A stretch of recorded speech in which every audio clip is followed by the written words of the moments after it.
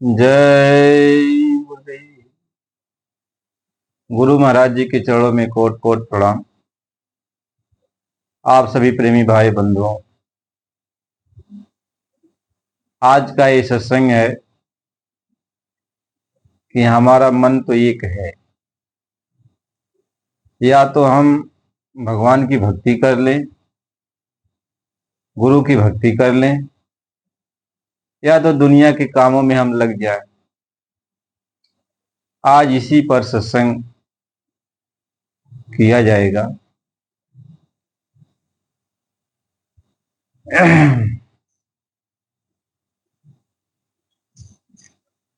कबीर यह मन एक है, भावे जहां लगा, भावे गुरु की भक्ति कर, भावे विषय कमा।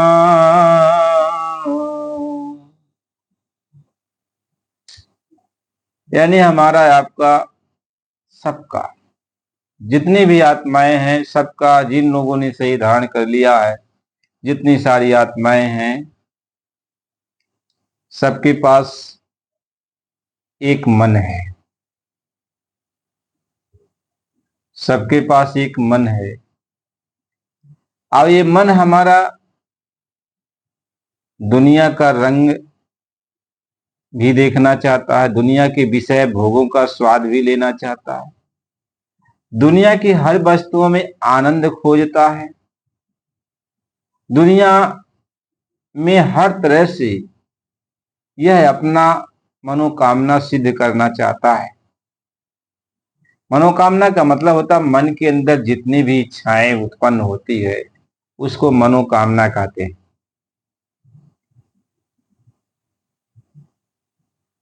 अब मन के अंदर जो भी इच्छाएं उत्पन्न होती हैं उसी को मनोकामना कहते हैं। और मन के अंदर यदि दुनिया की इच्छा उठ रही है तो यह तो स्वाभाविक है। मन के अंदर दुनिया की इच्छा उठ रही हो तो ये स्वाभाविक है। जैसे यदि आप के अंदर कपट है, झूठ है, धोखाधड़ी है, आप हर तरीके से उसमें रल मिल गए हो, धोखा देने में, कपट करने में, एक दूसरे को छीना झपटी करने में, मारने पीटने में, यदि उसमें आप रम गए हो तो आप कितनों सज्जन बन के कहीं पर भी जाओ, लेकिन जो आपकी आदत है, जो आपके अंदर गुण है, वह जरूर प्रभाव कर देगा। तो जो मन का गुण है, दुनिया में नाना प्रकार की जो इच्छाएं उठाना, विषय भोगों का स्वाद रखना, मन की सिर्फ दो गुण है। मन के अंदर सिर्फ दो गुण हैं, एक अच्छा और एक बुरा। मन के अंदर दो गुण हैं, एक अच्छा और एक बुरा।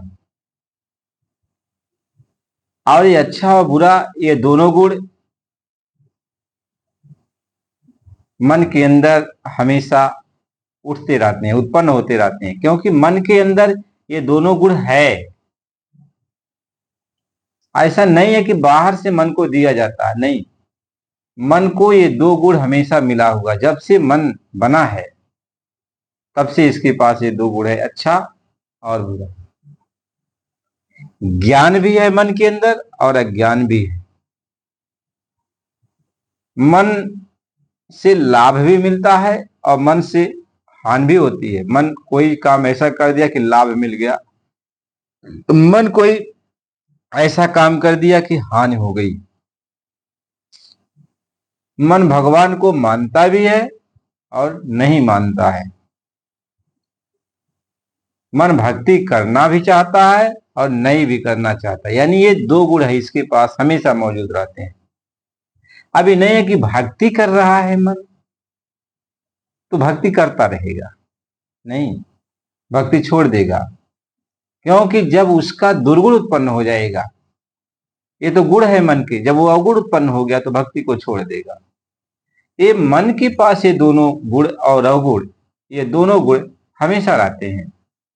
इसलिए मन भक्ति करता है तो ये न सोचना कि हम भक्ति कर रहे हैं तो हम बहुत पहुंचे हुए हैं।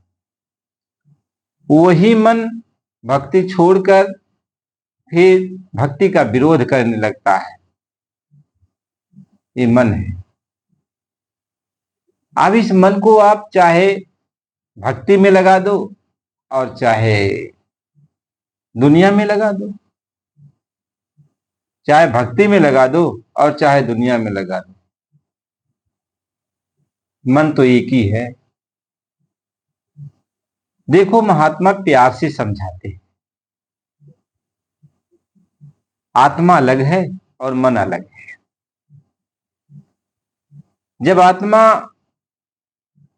को इस मृतलोक में उतारा गया, यानी आत्मा को शरीर दिया गया, तो आत्मा के साथ मन रूपी भूत को लगा दिया गया। और किसने लगाया?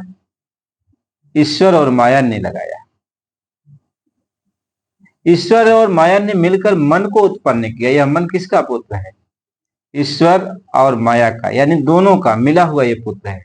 तो मन के अंदर ईश्वर का भी गुण है और मन के अंदर माया का भी गुण है। जब माया के गुणों के अधीन रहता है तब ये दुनिया के भोग विलासों में, दुनिया के ऐश आरामों में, दुनिया के विषय वासनाओं में ये लगता है। और जब मन के अंदर ईश्वरीय गुण उत्पन्न हो जाता है तो ज्ञान खोजता है। अब वो ज्ञान खोजता है, वेदों शास्त्रों का अध्ययन करता है, अब वो भक्ति लाइन पर चलता है। ईश्वरीय गुण उत्पन्न होने के कारण ईश्वर की शक्ति उसके अंदर आने लगती है, उसके पास रिद्धियां आती हैं, सिद्धियां आती हैं। यानी ये चीज उसके अंदर हमेशा मौजूद है, गुण और अवगुण मन के अंदर है। ईश्वर का भी तत्व है और माया का भी तत्व है, लेकिन दोनों एक दूसरे में मिले हैं। जब कभी ईश्वर का गुण प्रकट हो जाता है, यानी ज्यादा प्रभावशाली हो जाता है, तो माया के गुण दब जाते हैं। और जब माया के गुण दब जाते हैं तब यह भक्ति लाइन स्वीकार करता है, कहता हम भक्ति करेंगे भगवान की। अब दुनिया में कुछ है नहीं तो अब चल के भगवान की भक्ति कर ले, तब वो ये कहता है। तब वो साधु महात्माओं की खोज करता है, उनके पास जाता है, उनकी सेवा भी करता है। यानी जिधर वो लग जाता है बढ़िया से लग जाता है और खूब सेवा करता है। करते करते करते करते करते करते जब कुछ समय बीत गया, ऐसे यदि मन कहीं ठेस लग गई और उसके अवगुण उत्पन्न हो गए, तब जिस महात्मा को बढ़िया समझ रहा था उसी महात्मा के अंदर अवगुण आ गया और कहता नहीं, यहाँ ठीक नहीं, मेरा तो जन्म बर्बाद हो गया, मेरा तो समय बर्बाद हो गया इनके पास आते, इनकी सेवा करते, मैं तो इन पर भरोसा किया था। अब मन के अंदर वो दुर्गुण जो है उत्पन्न हो गया, यानी अवगुण आ गया। अवगुण आ गया तो एक झटके में छोड़कर उधर माया की तरफ चल पड़ा, माया के भोग विलास में, माया के ऐशो आराम में, माया की सुख सुविधा में अब ये मन लग गया। अब मन के अंदर ये गुण है और ये अवगुण है, इसको कोई देता नहीं है। ये ईश्वर ने और माया ने सब कुछ मन के अंदर भर रखा है। अब मन जो भी चाहे इस्तेमाल करे, जैसा भी चाहे इस्तेमाल करे। महात्मा इस बात को समझाते हैं। अब ये जितना खुरखुंद है, कैसे आत्मा बैठी हुई है कि जिस घर में उसी घर में यह मन खुरखुंद करता है।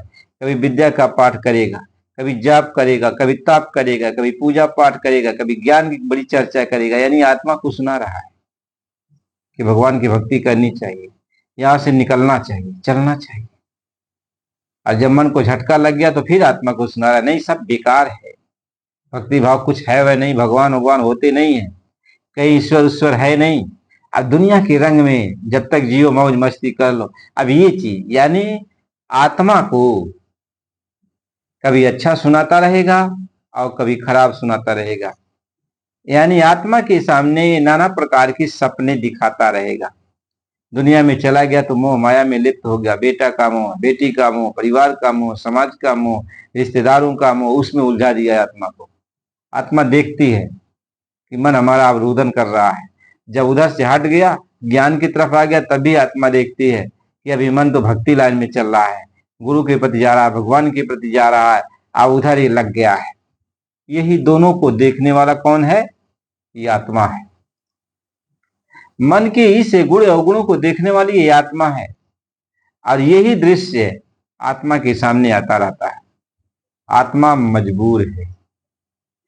आत्मा मजबूर है, यानी जिस दर्पण में आत्मा को प्रभु को देखना है, अपने स्वरूप को देखना है, उसी दर्पण में ये मन कभी भक्ति ले आके और कभी दुनियावी भाव लाकर हमेशा वो चित्र दिखाता रहता है।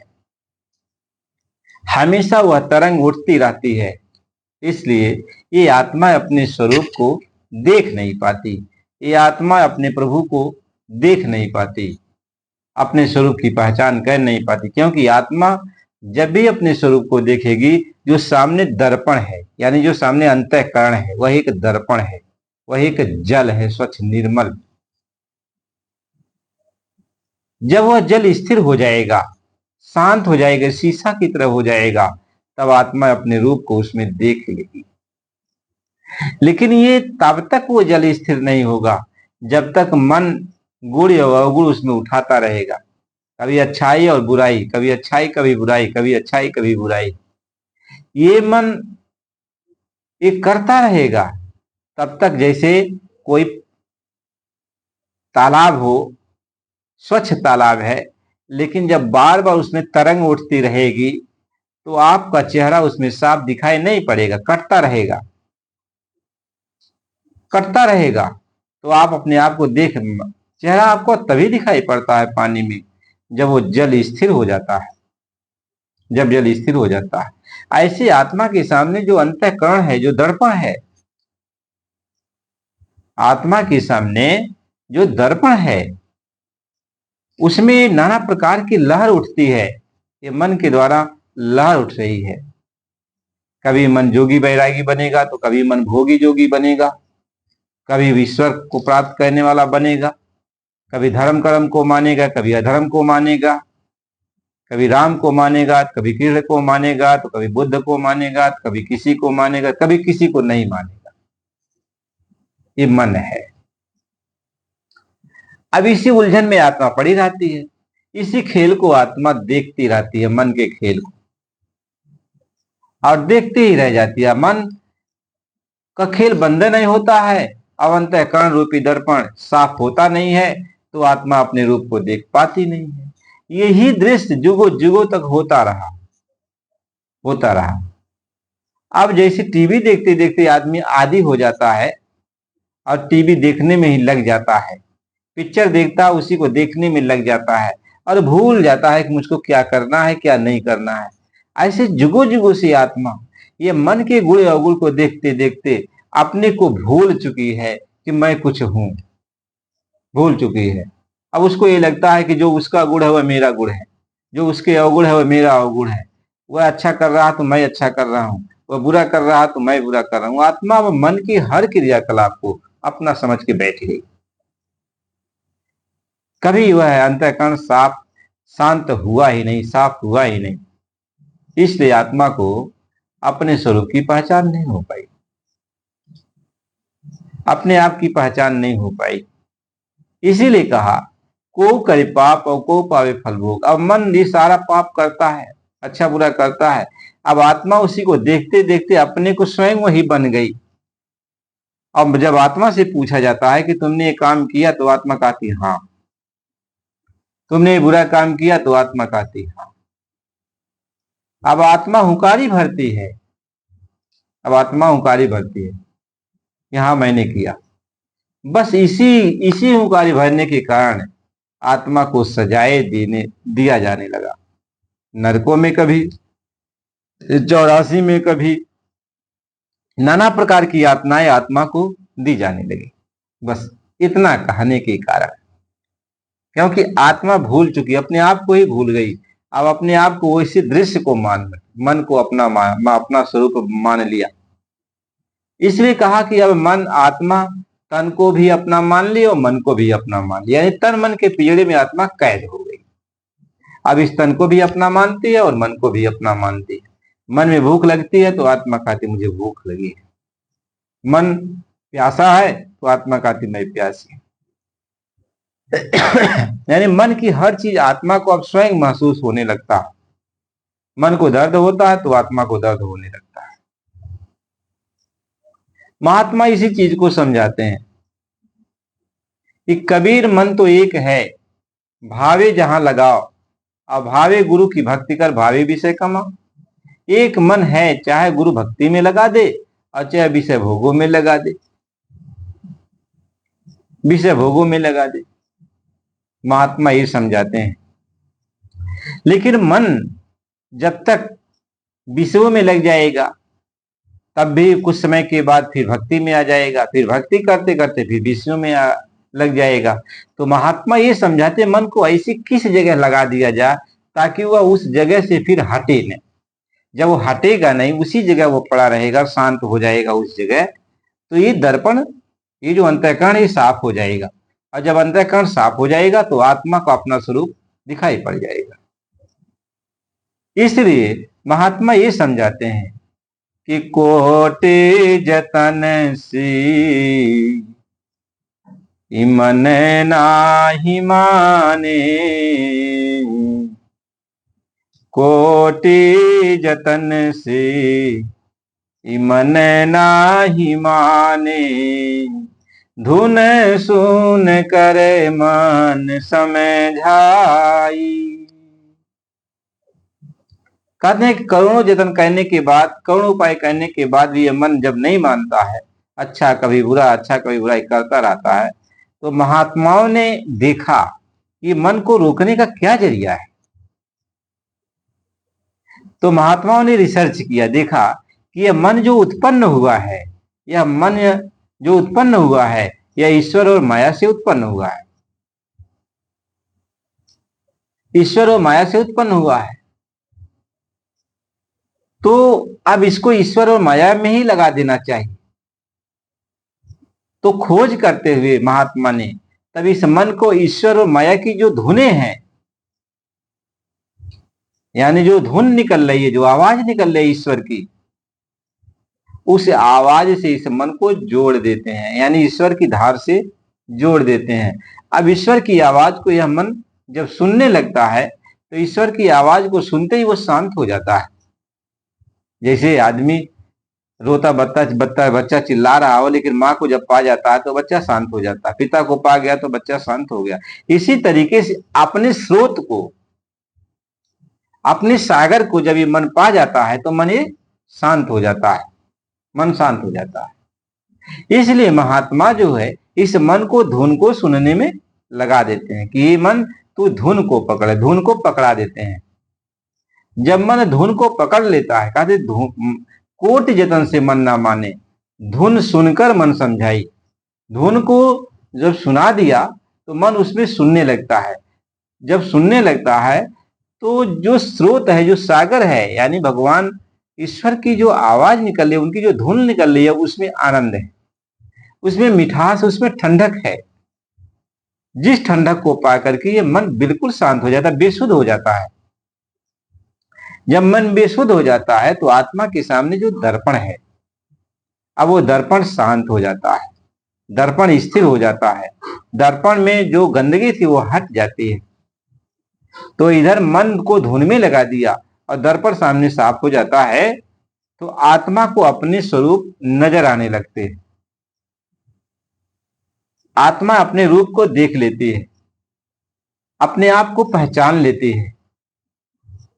अब मन तो उधर लग गया, धुन को सुनने में मन लग गया। अब आत्मा जो है अपने रूप को देख गई। अब आत्मा परमात्मा से मिलने के लिए तड़प पैदा हो जाती है, आत्मा के अंदर तड़प पैदा हो जाती है, यानी परमात्मा से मिलने के लिए। आत्मा अपने आप को तो पहचान गई, अब वो जान गई कि हमारा परमात्मा ऐसा है, तो अपने परमात्मा से मिलने के लिए आत्मा रुदन मचाती है, तड़पती। महात्मा इस चीज को समझाते, इस चीज को समझाते हैं। इसलिए कहा कि शब्द भेद तब जानिए, महात्मा समझाते हैं कि शब्द भेद तब जानिए जब रहे शब्द के माहे और शब्द शब्द प्रकट भया तब दूजा दिखे ना। यानी जो शब्द का भेद है, यानी जो प्रभु का भेद है, जो परमात्मा का भेद है, यानी जो परमात्मा सच्चा कुल मालिक है, उसका भेद तुम्हें तब समझ में आएगा जब उसमें तू समाएगा, जब शब्द में तू जाएगा, तब तुम्हें समझ में आएगा कि ये मेरा परमात्मा कैसा है। इसलिए कबीर साहब ने कहा हरि जैसे को तैसा है। जो जैसा है उसके सामने हरि वैसा ही है। जब आप अपने स्वरूप को जान गए तो आपका हरि आपके ही स्वरूप का है, आप ही जैसा है। तो पहले अपने आप को पहचानो। अपने आप को आप तभी पहचान पाओगे कि जब मन अंतःकरण में जो गंदगी उठा रहा है उसको उठाना बंद कर देगा, अंतःकरण आपका निर्मल हो जाएगा। तभी महापुरुष कहते हैं कि निर्मल मन जन सो मोहि पावा। यानी अब मन निर्मल हो गया, यानी मन अब अंतःकरण में कोई गंदगी उत्पन्न नहीं कर रहा है, मन धुन को पकड़ लिया है, तो अब निर्मलता आ गई, यानी शांत हो गया है, शुद्ध हो गया, पवित्र हो गया, तो एकदम शांति। अब अंतःकरण साफ हो गया। अब अंतःकरण जब साफ हो गया तो आत्मा अपने आप को पहचान गया, अपने आप को जान गई कि मैं कौन हूं, कैसी हूं, किस रूप की हूं, आत्मा स्वयं जान गई। तो अब परमात्मा की पहचान, तो आत्मा जब अपने आप की पहचान कर ली तो परमात्मा से मिलना चाहती है, तो परमात्मा से मिलना चाहती है आत्मा। इसलिए कहा कि महात्माओं ने जब आत्म स्वरूप की पहचान हो जाती है तब परमात्मा की खबर मिलने लगती है, तब शब्द गुरु से भेंट हो जाता है। यानी आत्मा अब शब्द गुरु में यानी पूर्ण परमात्मा में अब वो समा जाती है, मिल जाए। समा जाने का मतलब परमात्मा से अब मिल जाती है। महात्मा इस बात को समझाते हैं। तो ये जितनी बातें कही जाती हैं ये सिर्फ इशारा तो कही जा रही है ना, इस बात को खोल के तो बताया जा नहीं सकता, क्योंकि जो पहुंचे जानेगा वही और कहन सुनन से न्यारा है। यानी जो उस जगह पर पहुंच जाएगा वही उस बात को जानेगा। केवल ये जितनी बातें हम कह रहे हैं आपसे ये सिर्फ इशारा कह रहे हैं, लेकिन वह चीज आप तभी जान सकते हो जब आप वहां पहुंच जाओगे। यानी आप जब अपने रूप को देख लोगे तो आप ही जानोगे कि हमें परमात्मा से कैसे मिलना है, हम परमात्मा से कब मिल पाएंगे, कैसे मिल पाएंगे। अपने स्वरूप की पहचान होने के बाद वो चीज आपको नॉलेज हो जाएगा। जो बात न लिख के बताई जा सकती है न बोलकर सुनाई जा सकती है, इसलिए उस चीज को महात्माओं ने कहा कि वह किसी भी बोली भाषा में नहीं आता, वह लिखने पढ़ने का विषय नहीं है। वह प्रभु जो है आत्म स्वरूप होने के बाद आत्मा स्वयं जानती है, जान जाएगी कि प्रभु कैसा है, प्रभु से कैसे मिले हम, कैसे न मिले, सब जान जाती है। इसलिए वह गुप्त मते की बात कहें, गुप्त मते की बात जगत में फांस न कीजिए। वह गुप्त मते की बात या संसार में कोई बताया नहीं। जो वहां जग इशारा तो सब लोगों ने किया, लेकिन जो वहां पहुंचा वो जान गया। इसलिए कहा कि अनुभव भावन दरसते ते न सुख न दुख। इसी को कहा कि अनुभव हो गया उसको, अब वह सुख दुख से वो न्यारा हो गया, अब वो सुख दुख से अलग हो गया। इसको आत्म स्वरूप कहते हैं, जो जान गया। लेकिन मन को जो दुश्मन है उसको किनारे तो लगाना पड़ेगा ना। जब तक कोई ऐसा जगह किनारा जहां से मन फिर आपको परेशान न करे, आपके शीशे क्यों गंदगी से न तो ला दे, गंदगी उस पर न ला दे। कवि साहब ने कहा जो दर्शन देखा चाहियो तो दर्पण माजत रहियो, और जब दर्पण लागे काई तो दर्शन किया नहीं जाए। यानी वो जो अंतःकरण है, जब मन उस पर गंदगी लाता रहेगा तो दर्शन कैसे होगा, अपने आप की पहचान कैसे होगी, नहीं हो सकती ना। जब अपने आप की पहचान करने के लिए आप दर्पण को आप माजो और मन ले आके गंदगी करता रहे, आप इधर माज रहे हो इधर मन गंदगी करता है, तो कैसे आप परमात्मा का दर्शन करोगे, कैसे आत्मा का दर्शन करोगे। इसलिए मन को कहीं लगाओ, इसलिए कहा कबीर मन तो एक है, भावे जहां लगाओ, अभावे गुरु की भक्ति कर। अभावे भी से मन तो एक ही है, इसको एक जगह लगाना है, चाहे तू दुनिया में लगा दे और चाहे गुरु भक्ति में लगा दे, एक जगह इसको लगा दे। लेकिन दुनिया में तू लगा देगा तो बार बार यह दुनिया में से फिर आएगा, फिर तेरे तेरे जो है इस अंतःकरण को गंदा करेगा, यानी दुनिया की गंदगी फिर अंतःकरण में उठाएगा, फिर ये आत्मा अपने रूप को नहीं देख पाएगी। तो गुरु भक्ति का मतलब यह होता है कि वो मालिक जो ईश्वर है उसकी धुन को पकड़ ले, उसकी आवाज को पकड़ ले, उसके आनंद को वो पा जाए। इसलिए महात्मा कहते हैं कि मन को धुन में लगाया जाता है, मन को वह धुन में लगाया जाता है। इसलिए कहा मिले गुरु नाम धुन भेदी, सुरत धुन धुनि संग भेदी। यानी गुरु जो नाम आपको देते हैं वो धुन भेदी नाम होता है। यानी जो नाम आपको देते हैं वो नाम जब मन को पकड़ाते हैं तो वह नाम से धुन उत्पन्न हो जाती है। अब उस धुन को मन सुनने लगता है। जैसे किसी को बांसुरी दे दिया जाए, जब बांसुरी दे दिया जाता है तो बांसुरी जैसे बजाएगा तैसे, है तो उसी के अंदर से धुन उत्पन्न हो रही है, लेकिन अब वो बाहर कितनी मीठी सुरीली धुन उत्पन्न हो रही है। अब वो सुनता है, अपने ही बजा बजा के सुनता है। ऐसे गुरु उसको बांसुरी देते हैं, नाम की बांसुरी। जब बांसुरी बजाता है तो धुनें उत्पन्न होती हैं, और जब धुनें उत्पन्न होती है तो धुन को सुनने में वो लग जाता है। इसलिए कहा मिले गुरु नाम में धुन भेदी, जो नाम है वो धुन भेदी नाम है, उसी में से धुन निकलेगा, वही धुन से जोड़ेगा। इसलिए कहा धुनी धुनी एक कर जानो, सूरत से शब्द पहचान। यानी जब ये मन धुन को उत्पन्न करेगा, धुन को पकड़ेगा, तो जहां से वो धुनी आ रही है, यानी जो धुन उत्पन्न कर रहा है, जो आवाज दे रहा है, मन उसके पास खींचा खींचा चला जाएगा, क्योंकि उसकी धुन में चुंबक होता है। और मन एक लोहा है और वह एक चुंबक है, तो मन रूपी लोहे को वह चुंबक खींच लेता है। यही ईश्वर के धुनों में, यही जो है उसकी बड़ाई है। ईश्वर की धुन की, परमात्मा की धुन की, जो तीनों लोग के मालिक है उनकी आवाज में यही बड़ाई है कि जब वह धुन मन सुनता है तो मन को खींच लेते हैं, यही बड़ाई है उसमें। फिर जब मन उस शब्द में, उस धुन में लग जाता है, ईश्वर की धुन को, ईश्वर की वाणी को सुनने में लग जाता है, तो सूरत से शब्द पहचानो। यानी ये आत्मा जो है अब अपने आप को जो है अंतःकरण में देख लेती है, अपने आप को देख लेती है। जब अपने आप को देख लेती है तब शब्द को, यानी तब परमात्मा की वह पहचान करती है कि मेरा परमात्मा ऐसा है। तब वो कहते हैं कि मेरा परमात्मा ऐसा है, कैसा है, अब वो बाहर बता नहीं सकती। परमात्मा के बारे में बाहर वो बता नहीं सकती, प्रभु के बारे में बाहर बता नहीं सकती, केवल कहती है। अब वो कहती है कि परमात्मा शब्द स्वरूपी है। अब कह देती है कि परमात्मा शब्द स्वरूपी है। अब वो शब्द स्वरूपी यानी शब्द है, वो परमात्मा है, शब्द है, लेकिन उसका स्वरूप है। तो उसका स्वरूप कैसा है? शब्द। और शब्द कैसा है? जैसी ये आत्मा है। तो आत्मा कैसी है? जैसी वो परमात्मा है। तो आत्मा का जो स्वरूप है वही परमात्मा का स्वरूप है। इसलिए उस परमात्मा को शब्द स्वरूपी कहते हैं और आत्मा को भी शब्द स्वरूपी कहते हैं। तब आत्मा कहती, सिर्फ इतने कहती है कि वो परमात्मा शब्द स्वरूपी है। वो मालिक, कुल मालिक जो है वो शब्द स्वरूपी है। यानी शब्द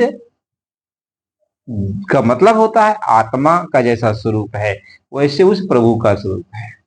इसलिए अब प्रभु को शब्द कह दिया, प्रभु को शब्द कह दिया। सब प्रभु को भगवान, जो कुछ भी, कोई भी लफ्ज से कोई पुकारता है, लेकिन आत्मा उसको शब्द में ही वर्णन करती है कि वो प्रभु मेरा शब्द स्वरूपी है।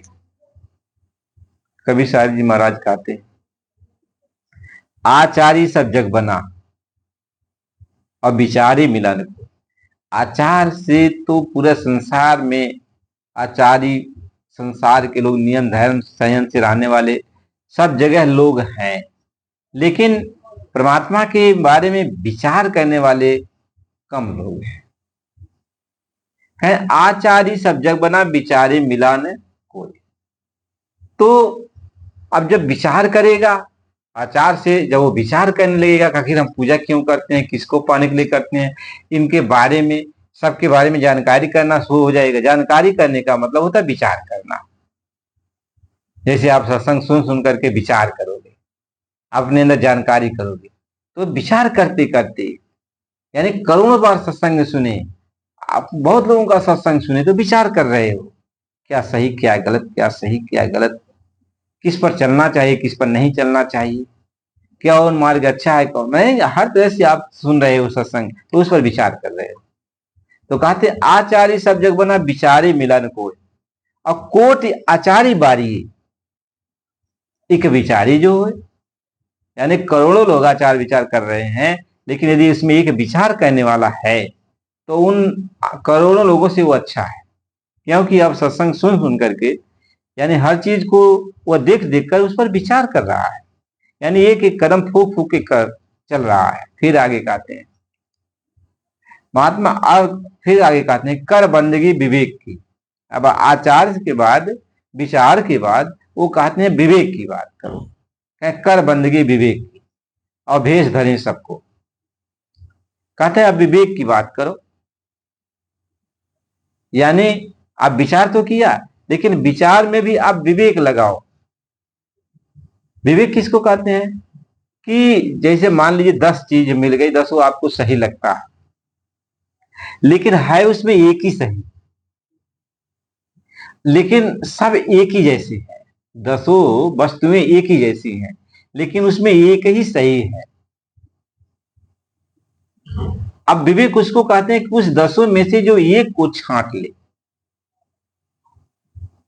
एक को छांट ले, एक को समझ ले, तो 10 को ठोक बजाएगा, 10 को ठोक बजाएगा, 10 को देखेगा। देखते देखते देखते देखते जब उसमें से कोई एक उन 10 से भिन्न लगेगा और लोगों से अलग लगेगा, तब उसको पकड़ लेगा कि भाई ये असली है, क्योंकि 10 में एक ही असली है और 9 नकली है। इसका यही बात है कि कोई 10 वस्तु रखी गई है एक ही रूप जैसा, एक ही तरह से, और उसमें ये बता दिया गया कि इसमें एक असली है, एक असली है। तब उसमें विवेक का मतलब होता है एक असली को कैसे निकालोगे, तो 10 को ठोकेगा, 10 की आजमाइश करेगा। आजमाइश 10 का करते करते कैसा आजमाइश करेगा, वो उसके विवेक पर निर्भर करता है कि वो कैसे इसमें से छांट पाएगा, या विवेक ज्ञान उसके अंदर जो पैदा होगा, सत्य असत का ज्ञान, वो उसके अंदर वो स्वयं पैदा होगा। वो सोचेगा हम इसको छांटेंगे कैसे, तो अपने विवेक से वह 10 की आजमाइश करेगा, और जिसमें 9 को एक तरह जब पा गया, यानी और एक को 9 से अलग पा गया, तो उसको पकड़ लेगा, कहेगा जो सत्य है वह यही है।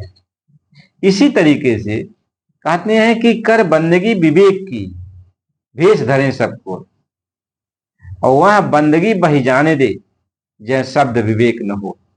कहते हैं कि बंदगी तू कर विवेक की कर, जो एक को पकड़ लिया है, यानी एक प्रभु को पकड़ लिया है, एक अपनी आत्मा को जगा लिया है, आत्मा का ज्ञान जिसको हो गया है, प्रभु का ज्ञान जिसको हो गया है, जो अपने आत्म स्वरूप में स्थिर हो गया है, कहे उसको एक को तू पकड़, एक को पकड़,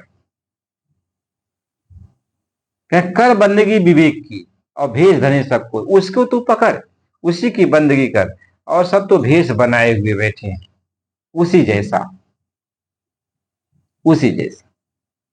कहे कर बंदगी विवेक की, भेष धरे सबको, वह बंदगी बही जाने दीजिए शब्द विवेक न हो, यानी शब्द का, यानी प्रभु का,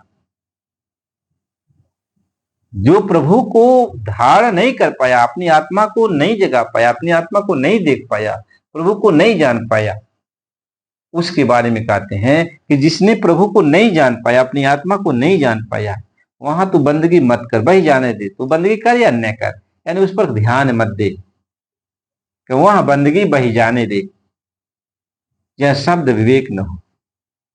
यानी जो प्रभु को, अपनी आत्मा को नहीं जान पाया, तो आत्मा को नहीं जान पाएगा तो भगवान को क्या जानेगा, प्रभु को क्या जानेगा। वो ये समझाते हैं। फिर महात्मा ये समझाते हैं कि कहें कबीर पुकार की अरे कोई संत विवेकी हो। कहते हैं यह विवेक ज्ञान किसके पास होगा, कोई संत, यानी संत ही है जो अपनी आत्मा को सामने देखा है और प्रभु को देखा है। यानी वो संत आत्मा को देख चुका और प्रभु को भी देख चुका, उसी को कह रहे हैं। कहें कबीर पुकार कर कोई संत विवेकी होए और जामे शब्द विवेक है, जिसने उस शब्द को यानी उस प्रभु को जिसने देखा है, जिसने आत्मा को देख लिया, जागृत कर लिया, आत्मा में स्थिर हो गया, आत्मा को समझ लिया है, उसके बारे में लिखते हैं। कहें कबीर पुकार के कोई संत विवेकी होए और जामे शब्द विवेक है, छत्र धनी है सोए। कहें जिसमें शब्द का विवेक है, जिसमें शब्द का विवेक है, यानी जो शब्द को जान गया है, गुरु को जान गया, भगवान को जान गया, अपनी आत्मा को जान गया है, वह छत्र धनी है। छत्र धनी जानते हो, जैसे कोई होता मणिधारी, मणि उसके मस्तक पर है तो उसको कहती है मणिधारी है। तो छत्रधारी का मतलब होता है उसके ऊपर छत्र है। किसका, भगवान का छत्र है। वो छत्र एक प्रकाश का छत्र है, दिव्य प्रकाश की छत्र छाया, यानी चक्र। जैसे आप देखते हो भगवान के मूर्त के सामने चक्र ऐसे बना रहता है ना, घूमता रहता है, उसी को कहते हैं कि वो छत्रधारी है। यानी जिसके अंदर प्रभु की प्राप्ति है, जो प्रभु को प्राप्त कर चुका है, उसके सिर पे दिव्य प्रकाश का छत्र घूमता है। पलटू साहब जी भी लिखते हैं, बादशाह का सा फकीर है जी, नौबत गैब की बाजती है, ज्ञान ध्यान की फौज को साध के जी, सब्र के तख्त पर गाजता है, लाहुत खजाना मार्फत का सिर नूर का छत्र विराजता है। यानी उसके सिर पे उस दिव्य प्रकाश का छत्र घूमता है, विराजता है। महात्मा इस बात को समझाते हैं। पलटू साहब लिखते हैं कि नजर में सबके पड़े को देखे नाई, को देखे नाई शीश पे सबके छाजे, पूरन ब्रह्म अखंड सकल घट साहेब आप ही आप विराजे। वो मालिक प्रकट हो जाता है जिसके ऊपर, जिसने मालिक को देखा तो वो प्रकट हो गया उस घट में। तो जब घट घट, इसलिए कहा कि जिनको कंत मिलाप है और तीन मुख बरसत नूर, घट शीतल हृदय सुखी और बाजे अनहद तूर। जिसको प्रभु से मिलाप है, उसके ऊपर नूर है यानी प्रकाश है, और उसके घट तो शीतल है, अंदर वो प्रभु की आवाज उठ रही है। तो महात्मा ने बात ही कही। तो प्रेमी भाई बहनों, फिर इसके आगे सत्संग फिर आपको अगली वीडियो में मिलेगा। और आप नए हो तो चैनल को लाइक सब्सक्राइब करो और सत्संग को बराबर सुना करो, पूरा सुना। गुरु महाराज जी की बड़ी कृपा दया है, तो हम लोगों को सत्संग सुनना चाहिए। जय गुरुदेव।